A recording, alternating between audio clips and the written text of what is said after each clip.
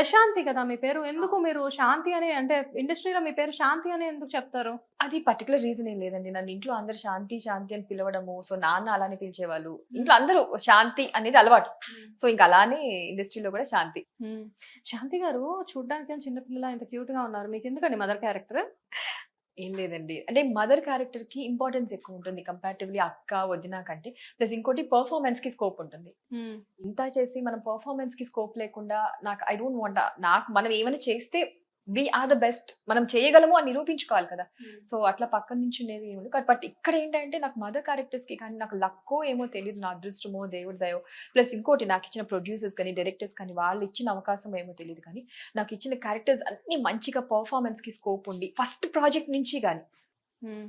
Right from the first project నాకు అంత మంచి మంచి క్యారెక్టర్స్ ఇచ్చారు. హ్మ్. సో, అందుకని మదర్ క్యారెక్టర్ అనంగానే ఏంటి పెద్ద ఏజ్ వాళ్ళే చేయాలని. ఈ రోజుల్లో మదర్ ఏజ్‌డే ఉందండి. చిన్నప్పుడు పెళ్లయింది. పిల్లలు పుట్టేసారు. ఓహ్! యంగ్ మదర్స్ ఉంటారు. So, there is no point. చూస్తున్నాంలెండి. అర్థమవుతుంది మాకు. ఇంకా ఈ మూడేసుకున్నాను.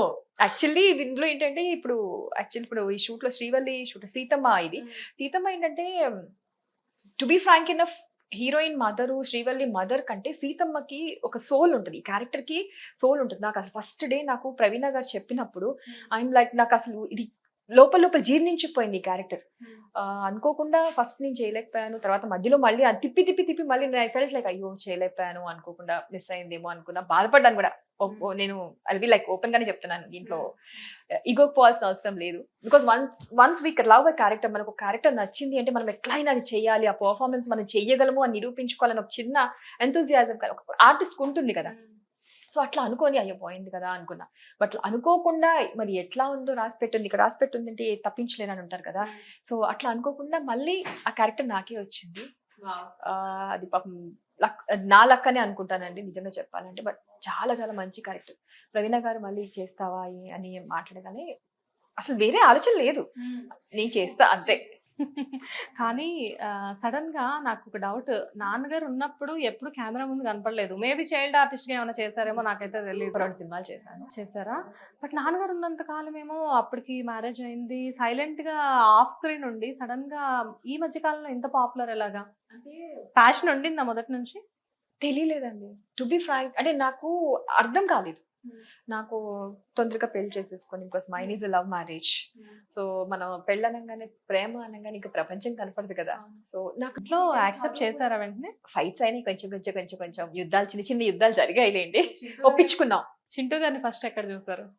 మేము ఫ్రెండ్స్ చిన్నప్పటి నుంచి. First we were like first శత్రువులం తర్వాత ఫ్రెండ్స్ అవుతాం. తర్వాత అది ఇట్స్ లాంగ్ స్టోరీ. దానికి చెప్పాలంటే ఆయన ఉండాలి పక్కన. సో, వన్స్ ఒకసారి ఆయనతో మాట్లాడినప్పుడు తీసుకుందురు గాని.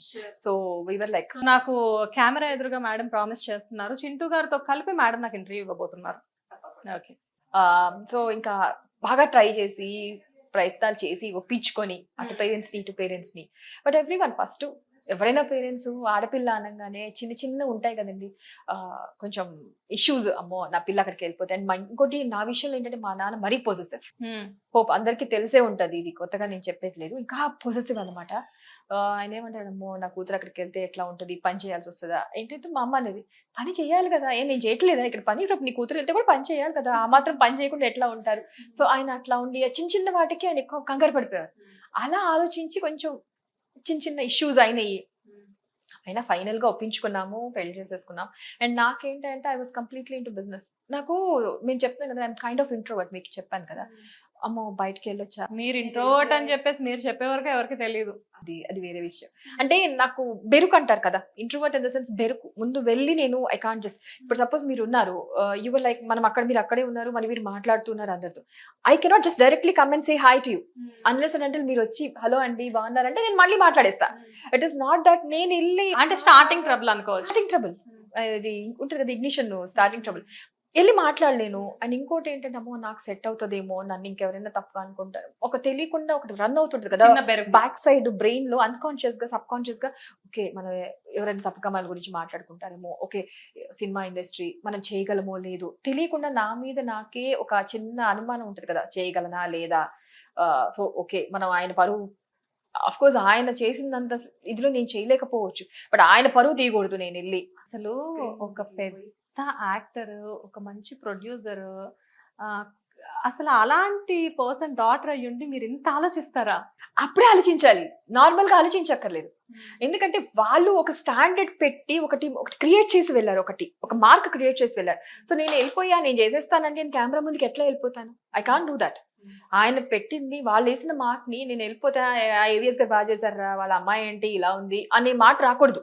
I don't want that. ఆయనకు వస్తే నా వల్ల మంచి పేరు రావాలి, కానీ ఆయనకి నా వల్ల ఒక్క 1% ఆయన వల్ల ఏంట్రా అనే మాట కూడా రాకూడదు. చిన్న ఇది కూడా నాకు సో అందుకని ఆగి చేసాను. బట్ లాస్ట్ లో నాన్నన్నారు, అమ్మా నిన్ను ఒక సీతమ్మ యాక్చువల్లీ ఇది I wanted to tell you. ఒక లాస్ట్ లో బిఫోర్ ఆయనది జరిగే ముందు he were discussing a story. Seethamma తల్లి అని ఒక ప్రాజెక్ట్ ఏదో అనుకుంటున్నారు. అప్పుడు అడిగారు, నేను ఇట్లాంటి క్యారెక్టర్ లో చూడాలమ్మా, సీతమ్మ తల్లి గెటప్ లో కానీ, అంటే సీతమ్మ తల్లి గెటప్ ఇన్ ద సెన్స్ అలాంటి అపియరెన్స్, అలాంటి సోల్ ఉన్న క్యారెక్టర్ ఆ అపియరెన్స్ తో చూడాలని ఉందమ్మా, చేస్తే బాగుండేదేమో నువ్వు అని. ఐ డోంట్ నో, అప్పటి వరకు కూడా నాకు ఆయనకి నన్ను ఆర్టిస్ట్ చేయాలి, నేను చేస్తే బాగుండు అని ఆయనకి ఇంటెన్షన్ ఉందని తెలియదు. ఎందుకంటే ఎప్పుడు హీ వాజ్ లైక్ నా ఇష్టానికి ఈ రోజు దానికి ఇష్టం లేదు వదిలేసేయండి, దాన్ని బలవంత పెట్టద్దు.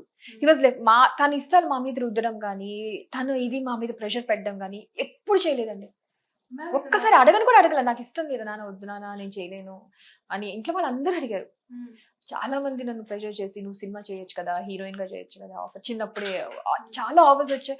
అంటే నాకు ఇష్టం లేదండి, నాకు భయము. అదే ఆ భయము అది నాకు లోపల ఇండల్జ్ అయిపోయి ఇది కూడా ఏంటంటే ఇట్లా రావడం కూడా ఇది సడన్ ఇదే.